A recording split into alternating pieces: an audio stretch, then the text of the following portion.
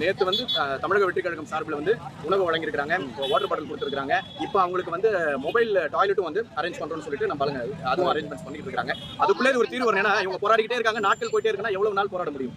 So உங்களுக்கு mobile டாய்லெட்னு சொல்றாங்க இல்லையா, வண்டி வரும், அதாவது நீங்க டாய்லெட் போற மாதிரியான ஃபெசிலிட்டி ஏற்படுத்துறதுக்கான முயற்சியும் இல்ல, அந்த முயற்சியை இப்ப தாவேகா சார்பில் எடுக்கிறதாக வந்து இப்போ வழக்கறிஞர் அதான் சொல்றாரு. தளபதி விஜய் அவர்களும் அது குறித்து வந்து பேசியிருக்கேன் அப்படின்னு சொல்றாரு. ஸோ வந்து உங்களுக்கு என்னென்ன ஃபெசிலிட்டி வேணுமோ, என்னென்ன தேவை இருக்கோ முதல் கட்டமாக அதை கொடுக்கணும். அதுக்கு பிறகு வந்து சட்ட ரீதியாக உங்களுக்கு என்னெல்லாம் வந்து சப்போர்ட் பண்ண முடியுமோ பண்ணணும்.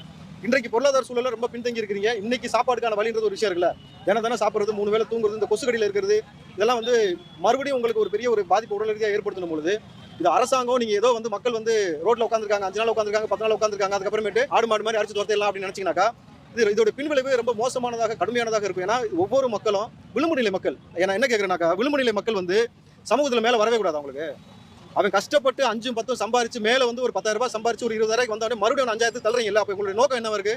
அவன் பொருளாதார ரீதியாக மேலே வந்துட்டா உங்களுக்கு கட்சிக்கு வந்து கூட்டம் சேர்க்கறதுக்கு ஆள் இருக்காது. அதானே நீங்க முதல்வர் இருந்தால் நீங்க தான் கூட்டம் கூட்டுறீங்க.